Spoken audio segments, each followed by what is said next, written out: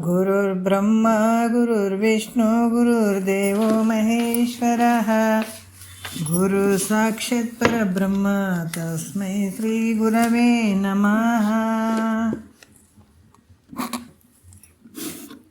ಧ್ಯಾನಮೂಲೋ ಗುರುಮೂರ್ತಿ, ಪೂಜ್ಯಮೂಲೋ ಗುರುಪಾದ, ಮಂತ್ರಮೂಲೋ ಗುರುವಾಕ್ಯ, ಮುಕ್ತಿಮೂಲೋ ಗುರುಕೃಪಾ. ಶ್ರೋತ್ರಿಯ ಬ್ರಹ್ಮನಿಷ್ಠ ಸದ್ಗುರು ಬಸವಾನಂದರ ಪಾದಕಮಲಗಳಿಗೂ ಅವರ ಪ್ರತಿರೂಪದಂಥ ನಿಜಗುಣಪ್ಪನವರ ಪಾದಕಮಲಗಳಿಗೂ ನನ್ನ ದೀರ್ಘದಂಡ ಪ್ರಣಾಮಗಳನ್ನು ಸಲ್ಲಿಸುತ್ತಾ, ಸದ್ಗುರು ಮಾರ್ತಾಂಡ ಸಾಬಾಯ ಸದ್ಗುರುಗಳ ಪಾದಕಮಲಗಳಿಗೂ ಹಾಗೂ ರಾಯಪ್ಪ ಸದ್ಗುರುಗಳ ಪಾದಕಮಲಗಳಿಗೂ ನನ್ನ ದೀರ್ಘದಂಡ ಪ್ರಣಾಮಗಳನ್ನು ಸಲ್ಲಿಸುತ್ತಾ, ಗುರು ಸ್ವರೂಪರಾದಂಥ ನನ್ನ ಪತಿದೇವರಿಗೂ ಕೂಡ ನನ್ನ ದೀರ್ಘದಂಡ ಪ್ರಣಾಮಗಳನ್ನು ಸಲ್ಲಿಸುತ್ತಾ, ಮನದಲ್ಲಿ ಸ್ಮರಿಸಿಕೊಳ್ಳುತ್ತಾ, ತಮ್ಮೆಲ್ಲರಿಗೂ ವಂದಿಸುತ್ತಾ,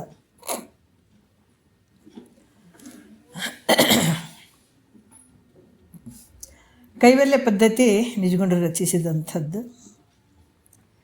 ಇದರಲ್ಲಿ ನೀತಿ ಕ್ರಿಯಾಚರ್ಯ ಸ್ಥಳ ನಡೆದದ ಆಧಾರದ ವಿಷಯ 4ನೆಯ ಪದ.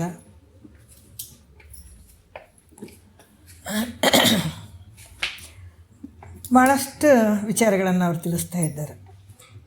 ನಮ್ಮಲ್ಲಿರುವಂಥ ಒಂದು ಗುಣಗಳು ನಮಗೆ ಮೋಸ ಮಾಡ್ತಾವೆ. ಅದ್ರ ಜೊತೆನೇ ನಾವು ಏನು ಮಾಡಿದ್ವಿ, ಗೆಳೆತನ ಮಾಡಿದ್ದೀವಿ. ಅದ್ರ ಜೊತೆನೇ ನಾವು ವ್ಯವಹಾರ ಮಾಡಾಕತ್ತೀವಿ. ಶತ್ರು ಮೇ ಕಹಾ ಅಂದರೆ ಬಗಲ್ ಮೇ ಅಂತಾರಲ್ಲ, ಹಂಗೆ ಶತ್ರು ಎಲ್ಲಿ ಇದಾರಪ್ಪ ಅಂದ್ರೆ ನಮ್ಮೊಳಗಡೆನೇ ಇದ್ದಾರ. ದುಶ್ಮನ್ ಕಹಾ ಬಗಲ್ ಮೇ ಅಂತ ಹೇಳ್ತಾರಲ್ಲ, ಹಂಗೆ. ಅದಕ್ಕೆ ಮಹಾತ್ಮರು ನಮಗೆ ತಿಳಿಸ್ತಾರೆ. ಹೊರಗಡೆ ವಿಷಯಗಳನ್ನು ಭಾಳಷ್ಟು ಜನ ತಿಳಿಸ್ಬೋದ್ರಿ. ಬಾಹ್ಯದಲ್ಲಿರುವಂಥ ಈ ವಿಷಯ ಹಿಂಗೈತ್ರಿ, ಈ ಸಾಮಾನು ಹಿಂಗೈತ್ರಿ, ಇದರಿಂದ ಭಾಳ ಕೆಟ್ಟದ್ದೈತ್ರಿ, ಇದರಿಂದ ಒಳ್ಳೆಯದೈತ್ರಿ ಅಂತ ಹೇಳ್ಬೋದು.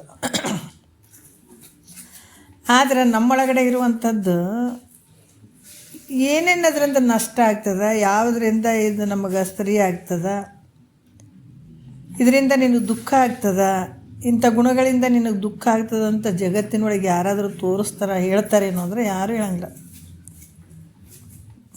ಇದನ್ನು ಹೇಳುವಂಥವನು ಸದ್ಗುರುನಾಥ ಒಬ್ಬನೇ ನೋಡ್ರಿ. ಹೊರಗಿನ ಕತ್ತಲೆಯನ್ನು ಓಡ್ಸೋಕ್ಕೆ ಬೇಕಾದಂಥವ್ರು ಕಂಡುಹಿಡಿದಿದ್ದಾರೆ. ಬೇಕಾದಷ್ಟು ನಾವು ಲೈಟು ಗೇಟು, ಸೂರ್ಯನ ಬೆಳಕು, ಚಂದ್ರನ ಬೆಳಕು ಎಲ್ಲ ನೋಡ್ಬೋದು. ಆದರೆ ಒಳಗಿನ ಕತ್ತಲೆಯನ್ನು ಕಳೆಯುವಂಥದ್ದು ಯಾವ ಸೂರ್ಯ ಚಂದ್ರನಿಂದನೂ ಏನಿಲ್ಲ, ಏನೂ ಆಗಂಗಿಲ್ಲ. ಒಳಗಡೆ ಕತ್ತಲೆಯನ್ನು ಕಳಿಬೇಕಾದ್ರೆ ಯಾವುದರಿಂದ ಕಳೀತದ್ರಿ ಇದು? ಆ ಒಳಗಿನ ಕತ್ತಲೆ ಕಳಿಲಾರ್ದಕ್ಕೆ ಇಷ್ಟು ಜನ್ಮ ಬಂದವ ನಾವು. ಬರೀ ಹೊರಗಿನ ಬೆಳಕಿನಲ್ಲಿ ತಿರುಗಾಡ್ಬೇಕನ್ನೋರು ನಾವು ಅಲ್ಲ. ಹೊರಗಿನ ಬೆಳಕೇ ಇರ್ಬೇಕು ನಮಗೆ. ಆದರೆ ಒಳಗಿನ ಬೆಳಕು ಅನ್ನೋದೇ ಗೊತ್ತಿಲ್ಲ. ಒಳಗೆ ಕತ್ತಲೆ ಹಾಕ್ಕೊಂಡು ಹೊರಗೆ ಬೆಳಕನ್ನು ಹುಡುಕ್ಯಾಡಕತ್ತೀವಿ ಅಂದರೆ ಅದಕ್ಕೆ ಅಜ್ಞಾನ ಅಂತ ಹೇಳ್ತಾರೆ. ಅಜ್ಞಾನದ ಬಲ ಇದು. ಹೆಂಗೆ ಹೊರಗೆ ಬೆಳಕಿಬೇಕು ನಮಗೆ. ನಾವು ಮನೆಯಲ್ಲಿ ಒಂದು ಚೂರು ಲೈಟ್ ಇರಲಿಲ್ಲ ಅಂದ್ರೆ ಒದ್ದಾಡ್ಬಿಡ್ತೀವಿ. ಕತ್ತಲಾಗ್ಯದ್ರಿ, ಎಷ್ಟು ಬೇಜಾರಾಗತ್ತದ, ಕತ್ತಲಾಗ್ಯದ, ಲೈಟೇ ಇಲ್ಲ, ಬೆಳಕಿಲ್ಲ ಅಂತ.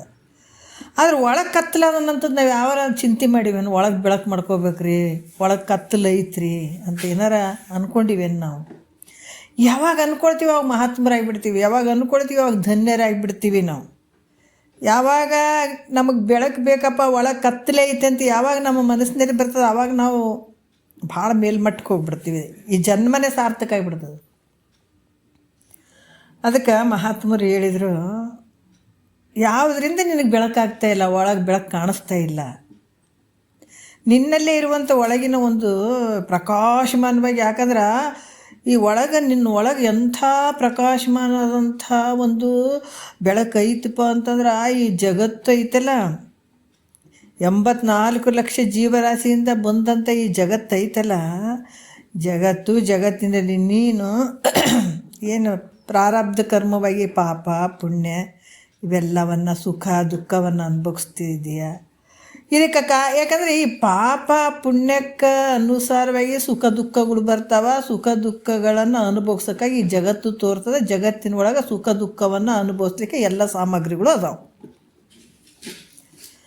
ಆದರೆ ಇಲ್ಲಿ ಸೂರ್ಯ ಚಂದ್ರ ವ್ಯವಹಾರದಲ್ಲಿ ಎಲ್ಲಕ್ಕೂ ಕಾರಣ ಆದಂಥ ಸೂರ್ಯಚಂದ್ರರೇ ನಿನ್ನ ಬೆಳಕಿನಾಗದಾರ ಅಂದಾಗ ನೀನು ಎಷ್ಟು ಬೆಳಕಿನಂತ ಇರ್ಬೋದು ನಾವು ವಿಚಾರ ಮಾಡ್ಬೋದು. ನಮ್ಮೊಳಗಡೆ ಎಷ್ಟು ಬೆಳಕಿರ್ಬೋದು. ಸೂರ್ಯಚಂದ್ರರೇ ಅಷ್ಟೊಂದು ಪ್ರಕಾಶಮಾನವಾಗಿ ಇದ್ದಾರಲ್ಲ, ನಮಗೆ ಅನ್ನಿಸ್ತದೆ ಏನು ರೀ ಸೂರ್ಯನ ಬೆಳಕು ಏನು ರೀ ಅಂತೀವಲ್ಲ. ಆದ್ರೆ ಅವೆಲ್ಲ ಬೆಳಕುಗಳು ನಿನ್ನ ಆಧಾರದ ಮೇಲೆ ಅದಾವ. ನಿನ್ನ ಬೆಳಕನ್ನು ತೊಗೊಂಡು ಅವು ಪ್ರಕಾಶಮಾನವಾಗಿ ತೋರಕತ್ಯಾವ. ಅರ್ಥ ಮಾಡ್ಕೋಬೇಕು. ಅದಕ್ಕೆ ಅಂಥ ಬೆಳಕು ನಿನ್ನಲ್ಲಿ ಇದ್ದುಕೊಂಡು ಕಾಣ್ಲಾರ್ದಂಗೆ ಮಾಡ್ಯಾವಲ್ಲ, ಏನು ಬೇರೆದವ್ರು ಮಾಡ್ಯಾರನ? ಯಾರಾದರೂ ನಮಗೆ ಸೇರ್ಲಾರ್ದವ್ರು ಮಾಡ್ಯಾರಂತೀರೇನ? ಯಾರಿಲ್ಲ. ನಮ್ಮ ಜೊತೆನೇ ಇದ್ದುಕೊಂಡು ನಮ್ಮ ಜೊತೆನೇ ವ್ಯವಹಾರ ಮಾಡಿಕೊಂಡು ನಮಗೆ ಪ್ರೀತಿ ತೋರಿಸ್ಕೊಂಡು ನಮ್ಮ ಬೆಳಕನ್ನೇ ಕಾಣ್ಲಾರ್ದಂಗೆ ಮಾಡಿದಂಥವು ಯಾವುದಂದ್ರೆ ನಮ್ಮಲ್ಲಿರುವಂಥ ಗುಣಗಳು. ಎಂಥ ಗುಣಗಳು? ದುರ್ಗುಣಗಳು. ಅವು ಯಾವುವು ಅಂತ ಒಂದೊಂದು ಅವು ಮುಚ್ಕೊಂಡು ಕುಂತಾವೀಗ ನಮ್ಮೊಳಗಡೆ. ಒಂದು ಕಡೆ ಮುಚ್ಕೊಂಡು ಕುಂತಾವು, ಬೈಲಿಗೆ ಬರಲಾರ್ದ ಸದ್ಗುರುನಾಥ್ ಒಬ್ಬೊಬ್ಬರನ್ನ ಹೇಳಿತಾನೆ ನೋಡ್ರಿ. ನಮ್ಮಲ್ಲಿರುವಂಥ ಗುಣಗಳನ್ನು ಒಂದೊಂದು ಎಳೀತಾ ಇದ್ದಾರೆ. ಅದಕ್ಕೆ ಇಲ್ಲಿ ಹೇಳ್ತಾರೆ, 4ನೆಯ ಒಂದು ನುಡಿಯಲ್ಲಿ ಹೇಳ್ತಾರೆ, ಒಂದರಿಂದ ಅನರ್ಥ ಕೋಟಿ ಬಂದಡಸುತ್ತಿಹುದು ಎಂದೊಡೆ ಈ ಗುಣಾವಳಿಗಳು ಒಂದಿರಲಿ ಇನ್ನೇನಹುದು ಅಂತಾರೆ ನೋಡ್ರಪ್ಪ. ಏನಂತ? ಒಂದರಿಂದನೇ ಅನರ್ಥ ಕೋಟಿ ಬಂದು ನಮಗೆ ಕಷ್ಟ ಕೊಡ್ತದೆ. ಒಂದೇ ಗುಣನೇ ನಮ್ಗೆ ಹೆಂಗೆ ಕೊಡ್ತದಪ್ಪ ಅಂತಂದ್ರೆ, ಅಯ್ಯಪ್ಪೋ ನಂಗೆ ಆಗಂಗ್ಲೂ. ಈಗ ಒಂದೇಟು ಪೊಲೀಸರು ಶಿಕ್ಷಕ ಒಂದೇಟು ಹೊಡೆದುಗಳನ್ನೇ ಸತ್ತಿನಪ್ಪೋ ಹೊಡಿಬೇಡ್ರಿ ಅಂತಾರೆ ನೋಡ್ರಿ. ಹಂಗೆ ಒಂದೊಂದು ದುಃಖ ಬಂದು ನಮ್ಗೆ ಅಪ್ಪಳಿಸ್ತಾವ, ಕಷ್ಟ ಬಂದು ಅಪ್ಪಳಿಸ್ತಾವ. ಹಲವಾರು ರೀತಿಯಿಂದ ಬಂದು ನಮ್ಗೆ ಅಪ್ಪಳಿಸ್ತಾವೆ. ಯಾವುದರಿಂದ ಅಂದ್ರೆ ನಮ್ಮಲ್ಲಿರುವಂಥ ಒಂದು ದುರ್ಗುಣ. ಒಂದರಿಂದನೇ ಅನರ್ಥ ಒಂದು ಕೋಟಿ ಅಷ್ಟು ದುಃಖ ಬಂದು ನಮ್ಗೆ ಕಷ್ಟ ಕೊಡ್ತದಂತಂದ್ರೆ, ಇನ್ನು ದುರ್ಗುಣಗಳ ಸಮೂಹ ಇದ್ದರೆ ನಾವು ಹೆಂಗೆ ಸುಖದಿಂದ ಇರೋಕ್ಕಾಗ್ತದೆ ಹೇಳ್ರಿ? ಬೇರೆಯವ್ರ ಗುಣ ಅಲ್ರಿ, ನಮ್ಮ ದುರ್ಗುಣಗಳು ಹೇಳಕತ್ತಾರ ಅವರು. ಮಂದಿ ದುರ್ಗುಣಗಳು ಅಲ್ಲ ಇದು. ಅದಕ್ಕೆ ಈ ಶಾಸ್ತ್ರ ಹೆಂಗದಂದ್ರೆ ಭಾಳ ಅದ್ಭುತವಾದಂಥದ್ದು ಶಾಸ್ತ್ರ ಇದು. ಇದನ್ನು ತಿಳ್ಕೊಂಡ್ರೆ ನಮ್ಮೊಳಗೆ ನಾವು ಚೋ ಬಡ್ಕೋಬೇಕು. ನಮ್ಮ ಮನಸ್ಸನ್ನು ನಾವು ಬಡ್ಕೋಬೇಕು ರೀ. ನಮ್ಮ ಗುಣಗಳು ಬಂದಾಗ ಅವು ಗೊತ್ತಾಗ್ಬೇಕು ನಮಗೆ. ನಮ್ಮದು ಎಷ್ಟು ನಮ್ಮಲ್ಲಿರುವಂಥ ಗುಣಗಳು ಹೆಂಗೆ ಅದಾವಪ್ಪ ಅಂತ ತಿಳಿಸ್ಕೊಡ್ತಾರೆ ಅವ್ರು ಮಹಾತ್ಮರು. ಅದಕ್ಕೆ ನಿನ್ನೆ ವಿಚಾರದಲ್ಲಿ ಮಾತ್ಸರ್ಯ ಅನ್ನುವಂಥದ್ದು ಅಣ್ಣ ತಮ್ಮದ ವಿಚಾರ ಹೇಳಿದರು. ನನಗೆ ಒಂದು ಕಣ್ಣು ಹೋಗಲಿ, ಒಂದು ಮಗ ಸಾಯಲಿ ಅಂದ್ರೆ ಅದಕ್ಕೆ ಎರಡೂ ಹೋಗ್ತಾವಲ್ಲ ಅನ್ನುವಂಥದ್ರೆ ಸಂತೋಷ ಕಾಣ್ತಾ ಇದ್ದ. ಎಂಥ ಮೂರ್ಖ! ಅಂಥ ಗುಣಗಳು ನಮ್ಮಲ್ಲಿ ಅದಾವ. ಅದಕ್ಕೆ ಮಹಾತ್ಮರು ಬಿಚ್ಚಿ ಹೇಳ್ತಾರೆ, ಹಿಂಗಿದ್ರೆ ಬಿಟ್ಕೊಡ್ಬೇಕಾಗ್ತದಪ್ಪ, ಇವನ್ ತೆಗೆದಾಕು. ಮತ್ತು ವಿವಿಧ ಕರ್ಣ ವೃತ್ತಿ ಅಂದ್ರೆ ಅಂತಃಕರಣ ವೃತ್ತಿಗಳು ಅನೇಕ ಪ್ರಕಾರವಾಗಿರುವಂಥವು ಅದಾವ.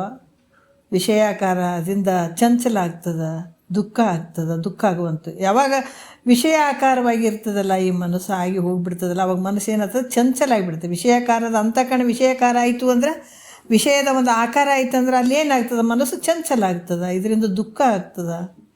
ಈ ರೀತಿಯಾಗಿ ಹೇಳುವಂಥದ್ದು ಅಂದರೆ ಏಕಕಾರ ವೃತ್ತಿ ಉಳ್ಳಂಥವ್ರು. ಇದೆಲ್ಲ ಆಗಿದೆ, ಅವಣಿಸಿದ ಆಸೆ ಆಗಿದೆ. ಮತ್ತು ಇಲ್ಲಿ ಕೂಡ ಭಾಳಷ್ಟು ವಿಚಾರಗಳನ್ನು ಹೇಳ್ತಾರೆ.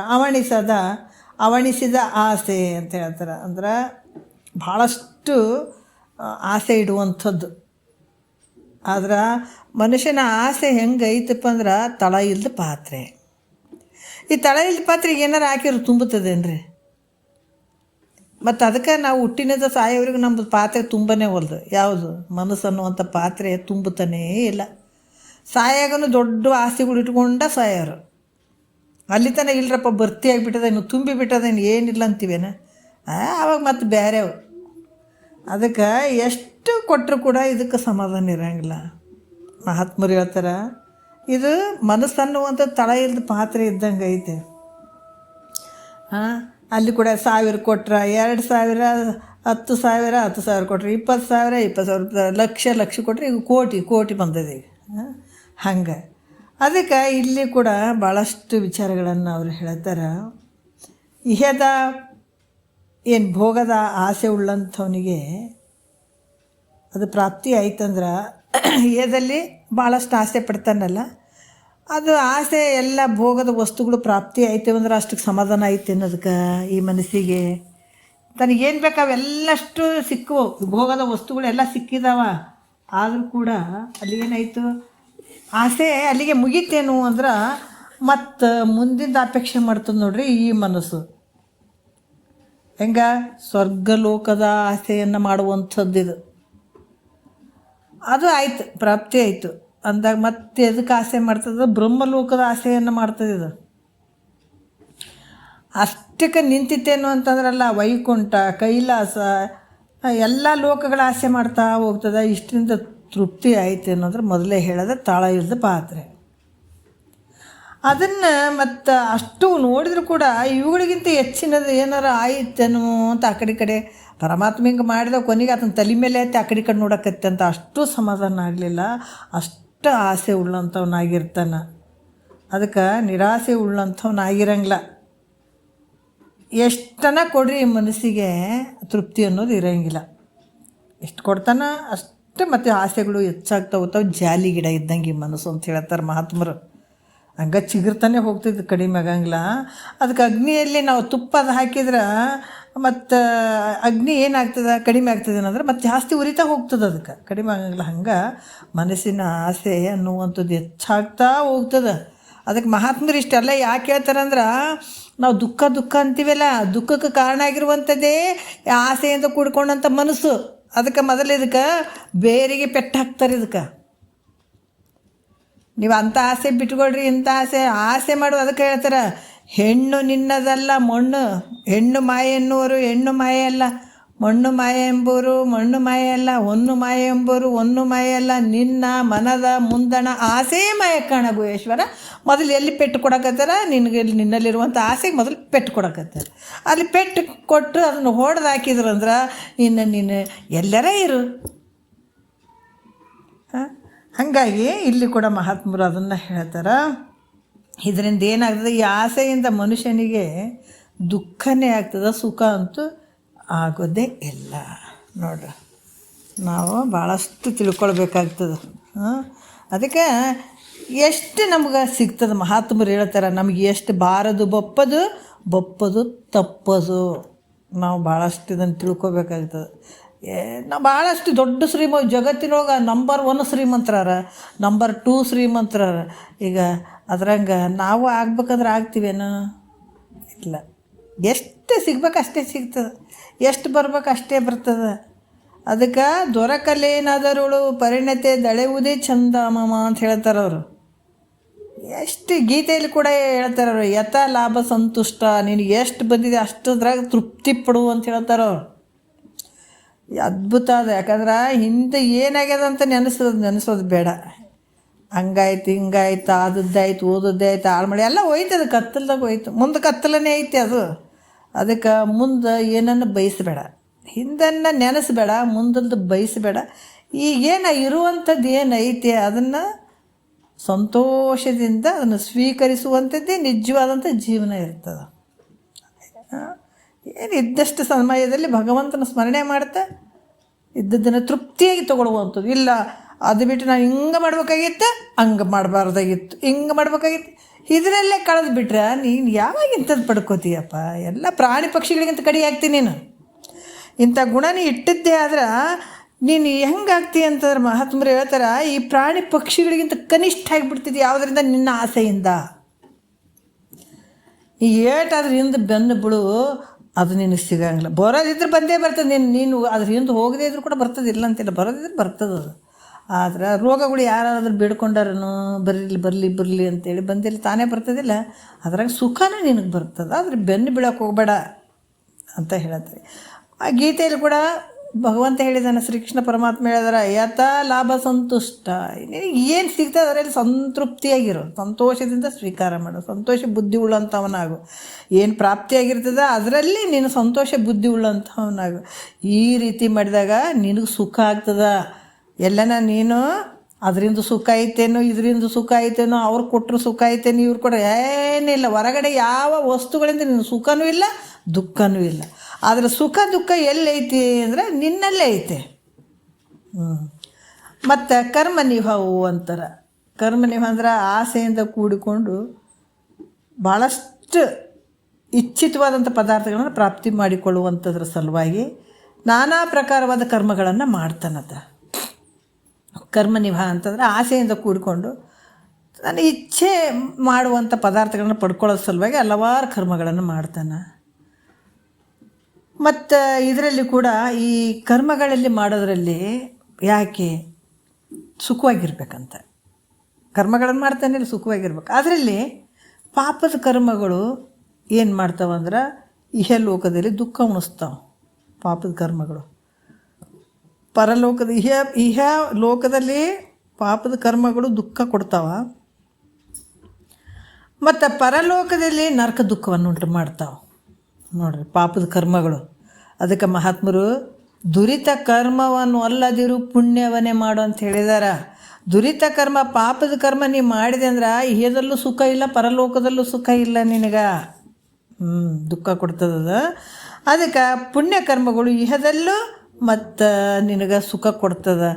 ಮತ್ತು ಯಾವುದು ಅಂತಂದ್ರೆ ಇಲ್ಲಿ ಕೂಡ ಭಾಳಷ್ಟು ಪುಣ್ಯಕರ್ಮಗಳು ಸಹ ಇಹದಲ್ಲಿ ದ್ರವ್ಯ ಮೊದಲಾದವಳ ಖರ್ಚಿನ ದುಃಖ ಕೊಡ್ತಾವೆ. ಪರಲೋಕದಲ್ಲಿ ಯಾಕಂದ್ರೆ ಅವು ಸ್ವಲ್ಪ ಸುಖ ಕೊಟ್ಟಂಗೆ ಮಾಡ್ತದೆ. ಪುಣ್ಯದ್ದು ಕೂಡ ಅದನ್ನು ಯಾವತ್ತೂ ಶಾಶ್ವತ ಇರೋಂಗಿಲ್ಲ. ಪುಣ್ಯ ಮಾಡ್ತೀವಿ ಅಂತಂದ್ರೂ ಕೂಡ ಅಲ್ಲಿ ನಮಗೆ ಏನಾದ್ರೆ ಮುಂದೆ ನಮ್ಮ ಸ್ವರ್ಗಾದಿ ಭೋಗಗಳನ್ನು ಕೊಟ್ಟಂಗೆ ಮಾಡ್ತದಂದ್ರೆ ಸ್ವಲ್ಪ ಸುಖ ತೋರ್ದಂಗೆ ಆಗ್ತದೆ. ಅದಕ್ಕೆ ಇವು ಏನು ಮಾಡ್ತಾವೆ, ಪಾಪ ಪುಣ್ಯ ಎರಡೂ ಮಾಡೋದ್ರಿಂದ ಏನಾಗ್ತದೆ, ಜನನ ಮರಣಾತ್ಮಕ ಈ ಸಂಸಾರ ದುಃಖಕ್ಕೆ ಗುರಿ ಮಾಡ್ತಾವೆ. ಇದರಿಂದ ಬಿಡುಗಡೆ ಆಗಂಗಿಲ್ಲ. ಅದಕ್ಕೆ ಪುಣ್ಯದ ಕರ್ಮಗಳು ಏನಾಗಿ ಅಂದರೆ ನಿಷ್ಕಾಮದ ಪುಣ್ಯ ಮಾಡಿದಾಗ ಅಂತಕಣ ಶುದ್ಧ ಆಗ್ತದೆ, ಜ್ಞಾನಕ್ಕೆ ಬರೋಕ್ಕೆ ದಾರಿ ಆಗ್ತದೆ. ಅದರ ಪಾಪ ಪುಣ್ಯನೇ ಮಾಡೀವಿ ನಮ್ಗೆ ಮುಕ್ತಿ ಆಯ್ತು ಅನ್ನಂಗೆ ಇರೋಂಗಿಲ್ಲ. ಈ ರೀತಿಯಿಂದ ಕರ್ಮಗಳು ಸಮೂಹ ಕೂಡ ನಮಗೇನಾಗ್ತದೆ. ಬಟ್ ಒಂದು ಹೇಳ್ತಾರೆ, ಕರ್ಮವನ್ನು ಮಾಡಿ ನಾನು ಮುಕ್ತಿನಾಗ್ತೀನಿ ಅನ್ನಂಗಿಲ್ಲ, ಪುಣ್ಯದ ಫಲಗಳನ್ನು ಮಾಡಿ ನಾನು ಮುಕ್ತಿ ಪಡ್ತೀನಿ ಅನ್ನಂಗಿಲ್ಲ.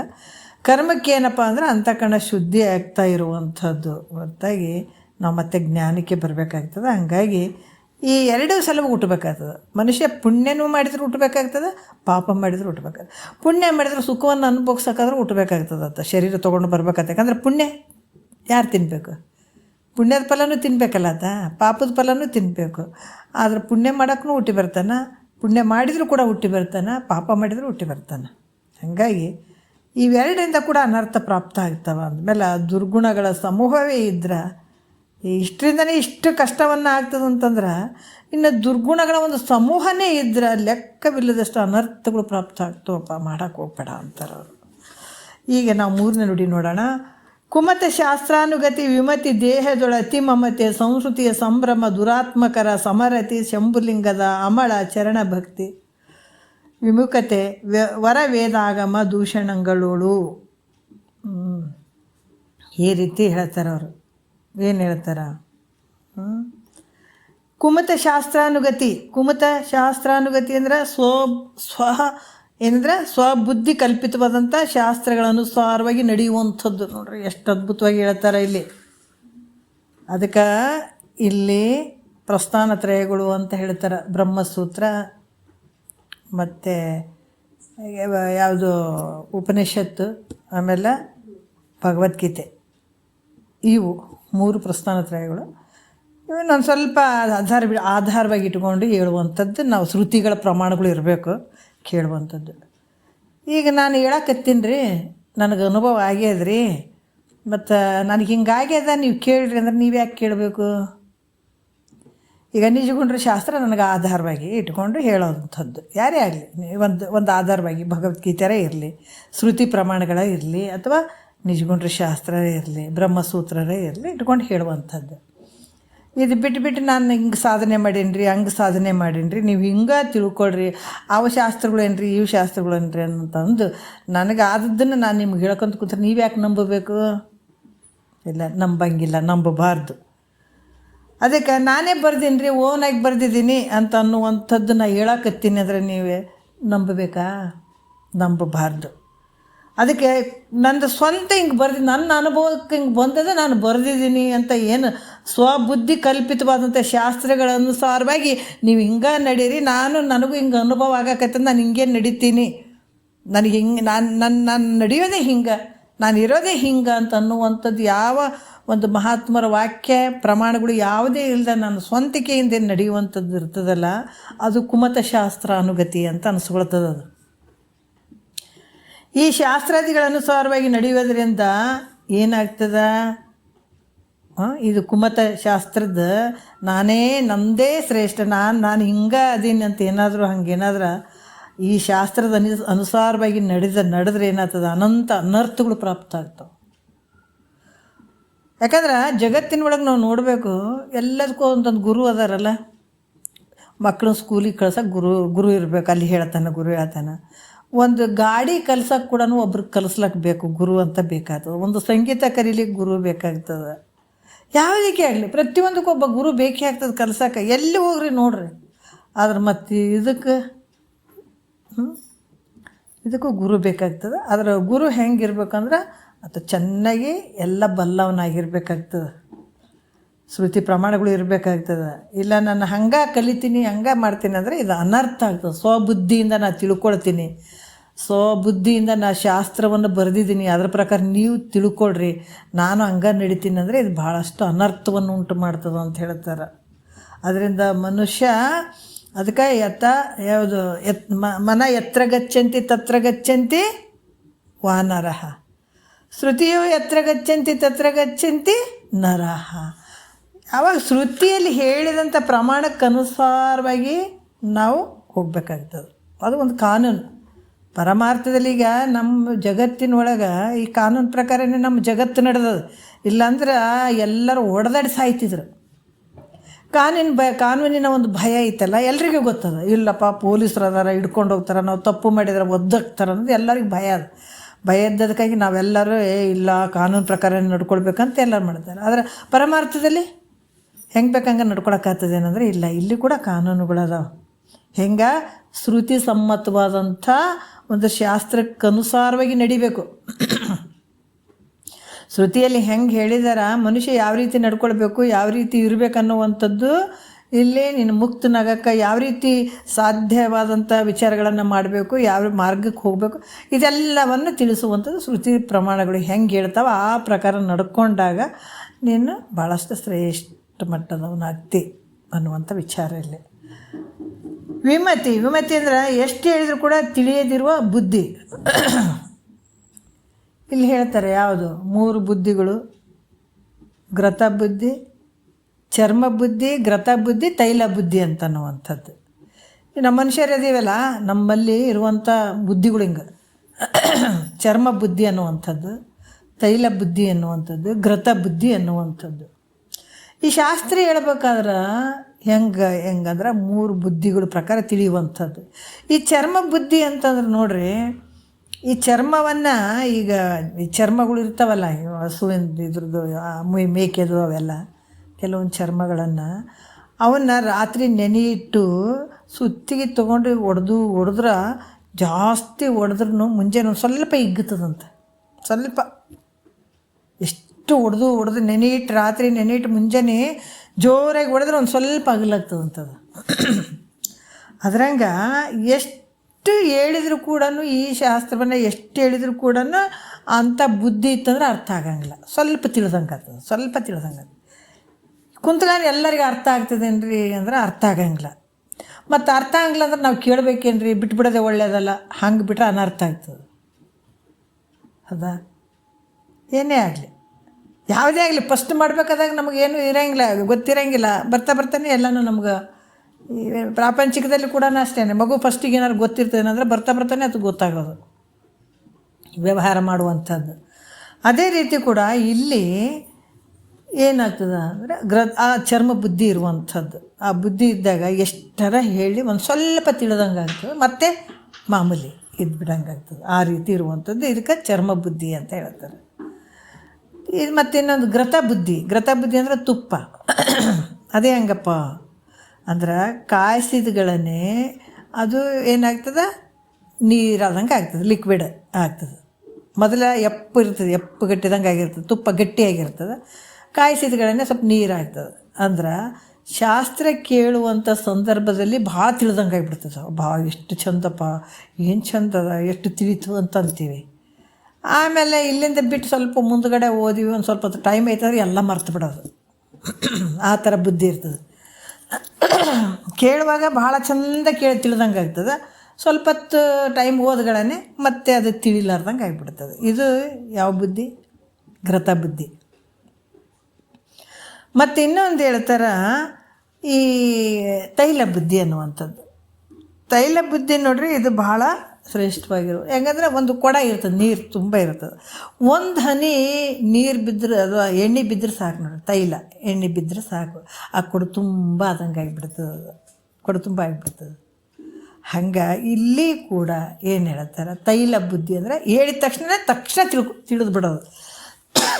ಈ ಬುದ್ಧಿ ತೈಲ ಬುದ್ಧಿ ಅಂದರೆ ಹೇಳಿದ ಟಕ್ಕಂತ ತಿಳಿದು ಬಿಡೋದು ವಿಚಾರ, ಇದು ತೈಲ ಬುದ್ಧಿ.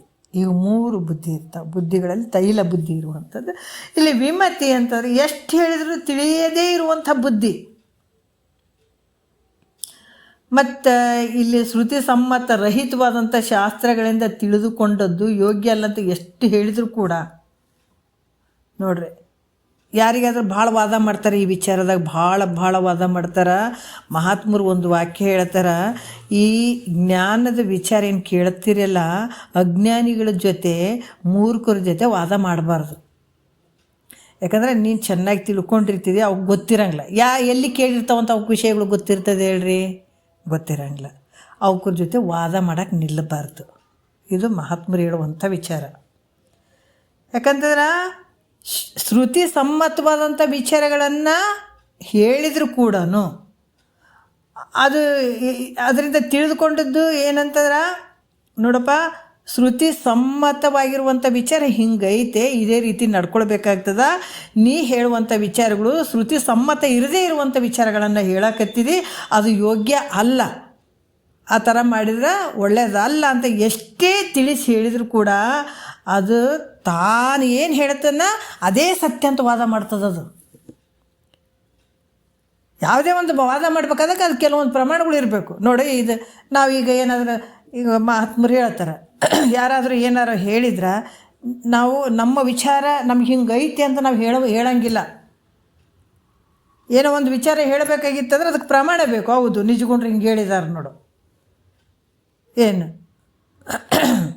ನಾವು ಭಾಳ ಆಸೆ ಮಾಡೋದು ತಪ್ಪೇನ್ರಿ? ಭಾಳಷ್ಟು ಆಸೆ ಮಾಡಿದ್ರೆ ಒಳ್ಳೆಯದು, ಅದರಿಂದ ಸುಖ ಐತೆ ಅಂತ ಏನಾರು ವಾದ ಮಾಡೋಕತ್ತಿದ್ದು, ನೋಡಪ್ಪ ನಮಗೇನು ಸಿಗ್ತದೆ ಅಷ್ಟರಲ್ಲೇ ತೃಪ್ತಿಯಾಗಿರೋಂತಾರೆ ನಿಜಗೊಂಡ್ರು, ಹಂಗಿರೋದು ಒಳ್ಳೇದಂತ ಹೇಳಿದ್ರೆ ಅವ್ರು ಕೇಳಲಿಲ್ಲ ಅಂದ್ರೆ ಹಂಗೇನು ಹೇಳ್ತಾರೆ ತೋರ್ಸೋದು. ನೋಡಪ್ಪ ದೊರಕಲೇನು ಅದರೊಳು ಪರಿಣತಿ ದಳಿಯುವುದೇ ಚಂದಮ್ಮ ಅಂತ ಹೇಳಿದಾರೆ ನಿಜಗೊಂಡ್ರು, ಅದಕ್ಕೆ ಏನು ಸಿಗ್ತದೆ ಅಷ್ಟರಲ್ಲೇ ತೃಪ್ತಿಯಾಗಿರ್ಬೇಕು.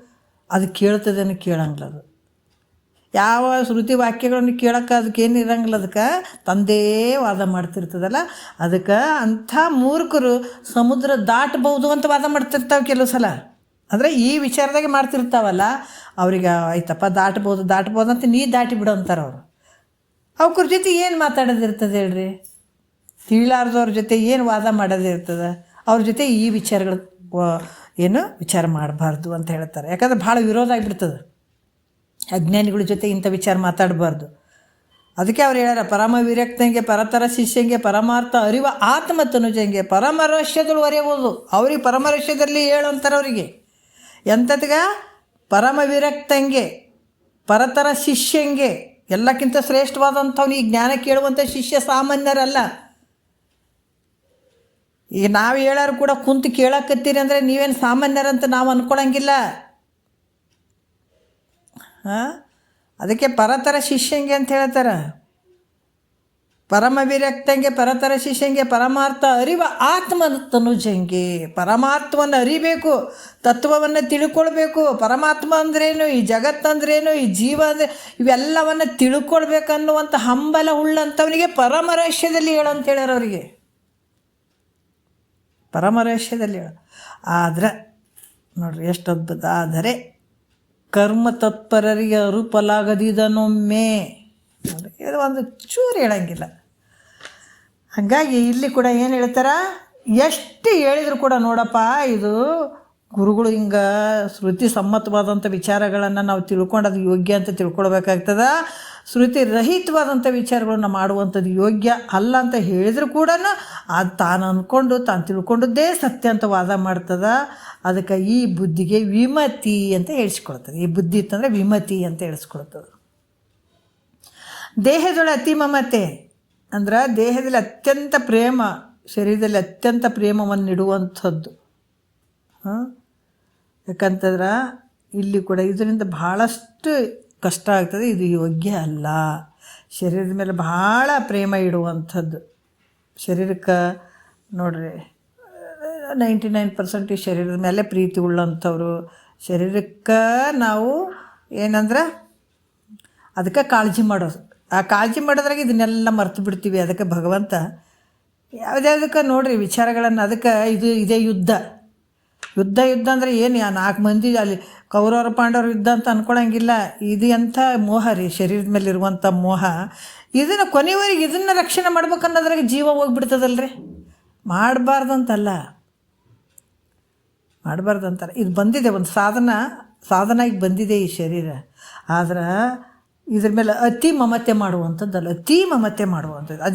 ಅತಿ ಪ್ರೀತಿ ಮಾಡುವಂಥದ್ದು ಈ ಶರೀರದ ಮೇಲೆ ಮಮತೆ ಮಾಡುವಂಥದ್ದು. ಅದಕ್ಕೆ ಮಮಕಾರಕ್ಕಿಂತ ಮಿಕ್ಕಿನ ಬಂಧ ಮುಂಟೆ ಅಂತ ಹೇಳಿದಾರೆ. ಮಮಕಾರಕ್ಕಿಂತ ಯಾವುದ್ರ ಮೇಲೆ? ನಿನ್ನ ಶರೀರದ ಮೇಲೆ. ಹುಟ್ಟಿನಿಂದ ಸಾಯೋವರೆಗೂ ಇದಕ್ಕೆ ರಂಭಿಸೋದ್ರಾಗ, ಇದಕ್ಕೆ ಚಂದ ಇಡೋದ್ರಾಗ, ಇದೇ ಚಂದಿಲ್ಲ ಅನ್ನೋದ್ರಾಗ ಇದ್ದ ಪದ್ಧತಿ ಎಲ್ಲವನ್ನ ಕಳ್ಕೊಂಡು ಹೋಗ್ಬಿಡ್ತೀವಿ. ಏನೇನು ಪಡ್ಕೊಳ್ಬೇಕನ್ನುವಂಥದ್ದನ್ನೇ ಮರ್ತು ಬಿಟ್ಟಿದ್ದೀವಿ. ಅದ್ರ ಸಲುವಾಗಿ ಈ ಶರೀರ ಗತ್ತಲ್ದ. ಅದಕ್ಕೆ ಮಹಾತ್ಮರು ಹೇಳ್ತಾರೆ, ಈ ಶರೀರದಲ್ಲಿ ಅತ್ಯಂತ ಪ್ರೇಮವನ್ನು ಇಡುವಂಥದ್ದು. ಶರೀರಕ್ಕೆ ರೋಗಾದಿಗಳು ಬಂದ್ರೆ ನೋಡ್ರಿ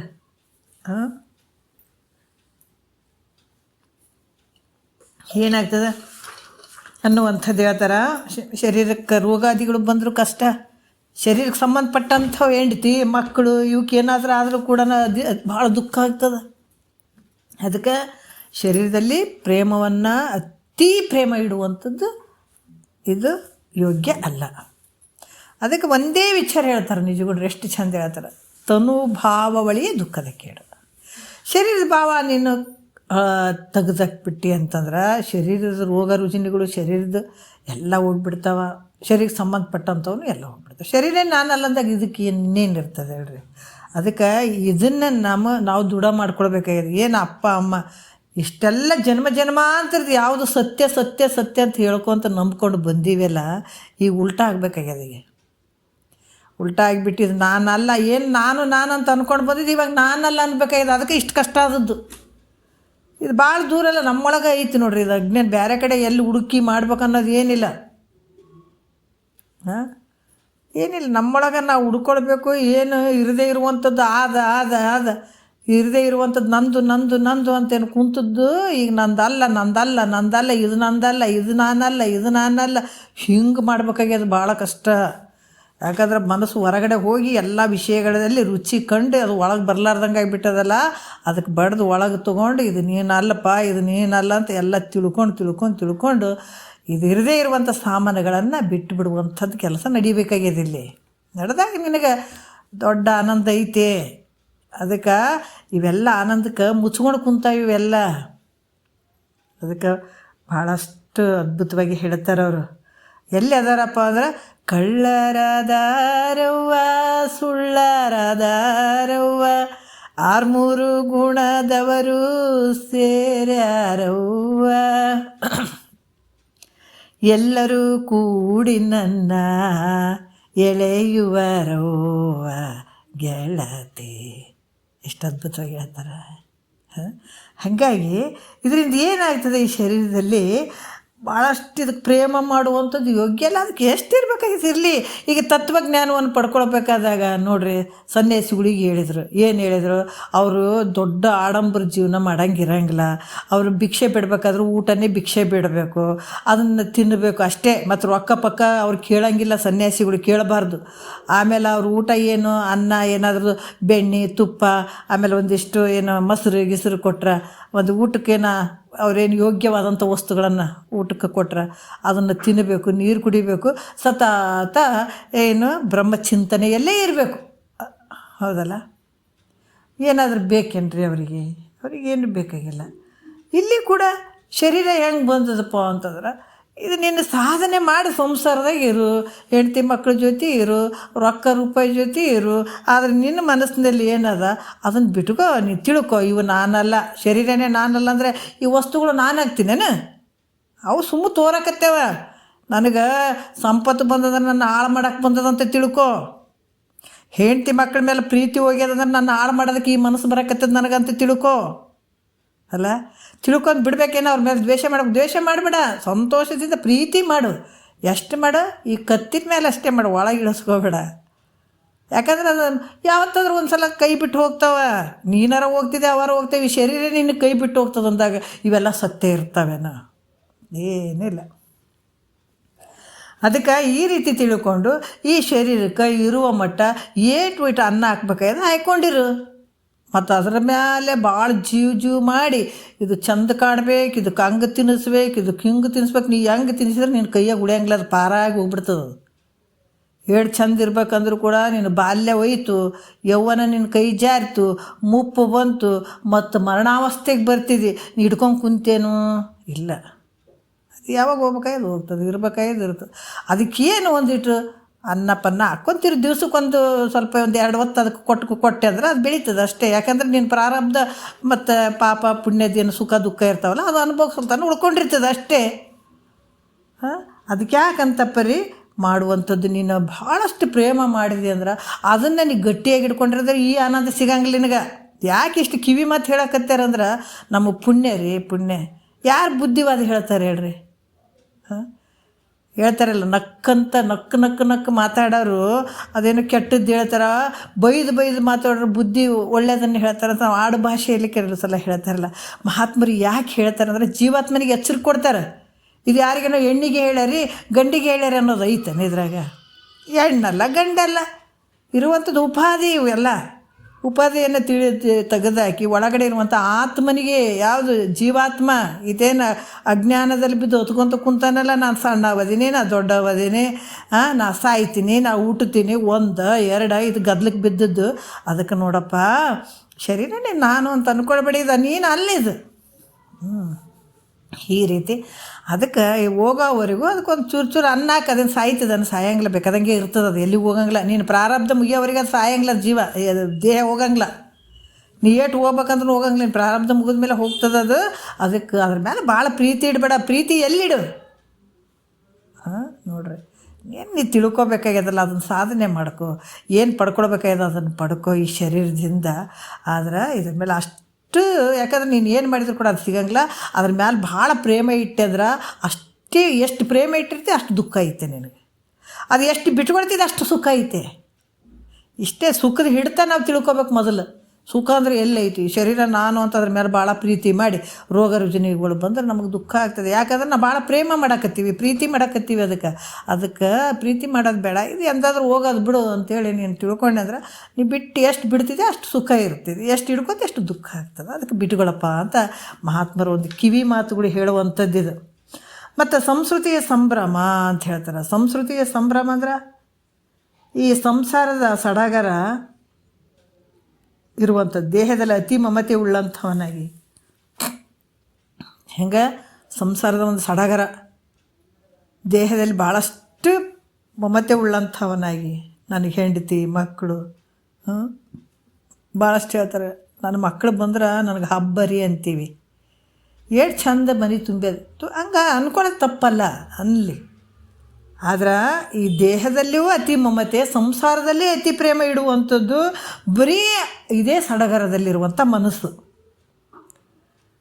ಯಾಕಂದ್ರೆ ಹೆಂಡತಿ ಮಕ್ಕಳು ಸಂಪತ್ತು ಇವೆಲ್ಲದ್ರ ಮೇಲೆ ನೀವು ಎಷ್ಟೊಂದು ಪ್ರೀತಿ ಇಟ್ಟಿರ್ತಿದೆಯಲ್ಲ, ಅದಕ್ಕೆ ನಿಜಗೊಂಡ್ರು ಹೇಳ್ತಾರೆ, ಆರು ನಾನೆಂದು ವಿಚಾರಿಸು ವಿಷಮ ಸಂಸಾರ. ಸತ್ಯ ಅಂತ ತಿಳ್ಕೊಂಡಾಗ ಸತ್ಯವಾದಂಥ ಈ ಸಂಸಾರ, ಹೆಂಡತಿ ಮಕ್ಕಳು ರೊಕ್ಕ ರೂಪಾಯಿ ಆಸ್ತಿ ಸಂಪತ್ತು ಯಾವುದು ಶಾಶ್ವತ ಅಲ್ಲ, ನಷ್ಟ ಆಗಿ ಹೋಗ್ತಾವ ಒಂದಲ್ಲೊಂದು ಸಲ, ಇರ್ತಾವನು ಯಾವತ್ತೂ ಇಲ್ಲ. ಅದಕ್ಕೆ ನಿಜಗೊಂಡ್ರೆ ಹೇಳಾರ ಮೊದಲೇ ನೀವು ತಿಳ್ಕೊಂಬಿಡು ಏನು ಆರು ನಾನೆಂದು ವಿಚಾರಿಸಿದಾಗ ಏನು ಗೊತ್ತಾಗ್ತದೆ ನಿನಗೆ? ಯಾಕೆ ಆರು ನಾನು ಅಂತ ನೀನು ಯಾರಂತ ತಿಳ್ಕೊಂಡಿದ್ರೆ ಎಲ್ಲ ದುಃಖಗಳು ನಿನ್ನನ್ನು ಬಿಟ್ಟು ಹೋಗಿಬಿಡ್ತಾವ, ಮುಗೀತು. ಜನನ ಮರಣ ಇವೆಲ್ಲ ದಿಕ್ಕೆಟ್ಟು ಹೋಗಿಬಿಡ್ತಾವ, ಯಾವ ದುಃಖನೇ ಉಳಿಯಂಗಿಲ್ಲ ನೀನು ಯಾರಂತ ತಿಳ್ಕೊಂಡೆ ಅಂದ್ರೆ. ಯಾಕೆ ಇಷ್ಟೆಲ್ಲ ಹೇಳ್ತೀನಿ? ನೀನು ಯಾರು ಅಂತ ತಿಳ್ಕೊಂಡ್ರೆ 84 ಲಕ್ಷ ಜೀವರಾಶಿಯಿಂದ ಬಂದಿಯಲ್ಲ, ಅಷ್ಟೇನು ಕಷ್ಟ ತೊಗೊಂಡು ಬಂದಿಯಲ್ಲ, ಒಂದೇ ಸಲ ಪಟ ಪಟ ಪಟ ಪಟ ಆ ದುಃಖಗಳೆಲ್ಲ ಹೊಡೆದು ಹೋಗ್ಬಿಡ್ತಾವೆ, ಮುಗೀತು. ನೀನು ಬರೀ ಆನಂದ ಸಾಗರನೇ ನೀನು. ಅದಕ್ಕೆ ಈ ನಾನು ಯಾರಿದ್ದೀನಿ ಅಂತ ತಿಳ್ಕೊಳಕ್ಕೆ ಅಡ್ಡಿ ಆದಂಥದ್ದು ಯಾವುದು? ಈ ಸಂಸಾರ. ಸಂಸಾರ ಅಂದ್ರೆ ಯಾವುದು? ಈ ಶರೀರ ನಾನು ಅನ್ನುವಂಥದ್ದು, ಹೌದಾ?